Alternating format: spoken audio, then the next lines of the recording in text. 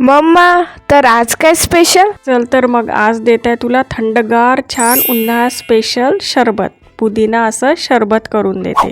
चला तर मग आपण बघूया. हे 2-3 चम्मच मी जिरे घेतलेले आहे. त्याच्यात 2-3 चम्मच सोप घेतली. त्यामध्ये 5-6 मिरे टाकलेले आहे मी. आणि हा छान घरचाच पुदिना मी तोडलेला आहे. आणि थोडासा बारीक आपला हा छान पुदिना आहे तो कढईमध्ये थोडा गरम करून घेतला. छान असा गरम करून घ्यायचा हा कढईत. आपण हा छान भाजून घेतला.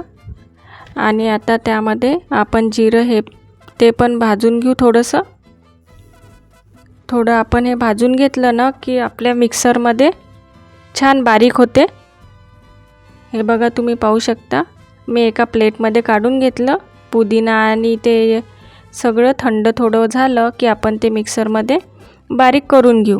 आणि ही जे वाटीत आहे ना ती खडीसाखर आहे. आपण हे थोडे बारीक तुकडे करून खडीसाखर पण मिक्सरमधून बारीक करून घेऊ. हे आता हा जो आहे ना आपला पुदिना छान गरम होऊन आपला थंड झालेला आहे. आता छान कुरकुरीत झालेला आहे. हे बघा पाहू शकता तुम्ही. हा कुरकुरीत झाला की आता छान मिक्सरमध्ये आपण बारीक करून घेऊ. छान असा मिक्सरमध्ये बारीक होऊन जातो तो. आणि ही खडीसाखर आहे ती मी बारीक करून घेतली. आणि मी जे खडीसाखर आहे ना ते वेगळीच ठेवत आहे, यामध्ये मिक्स करत नाही आहे. आणि हे काळं मीठ आणि साधं मीठ आपण त्यामध्ये टाकू. हे आणि आपण हे जे आहे ना छान स्टोअर करून ठेवू शकतो. आणि जेव्हा लहान मुलं आपण कोणी पण आले ना बाहेरून उन्हातून तर छान थंड आपण वेळेवर पटकन हे शरबत आणि छान असं टेस्टी मस्त थंडगार असं हे शरबत तयार होते.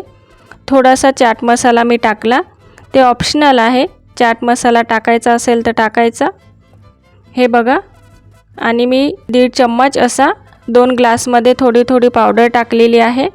आणि हा सब्जा आहे. हा आपला खूप छान थंडगार असतो हा सब्जा.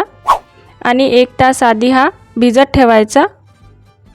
आणि थोडा ग्लासमध्ये मी टाकला 1 चम्मच. आणि ह्या सब्जामध्ये माझं थोडं पाणी जास्त झालं.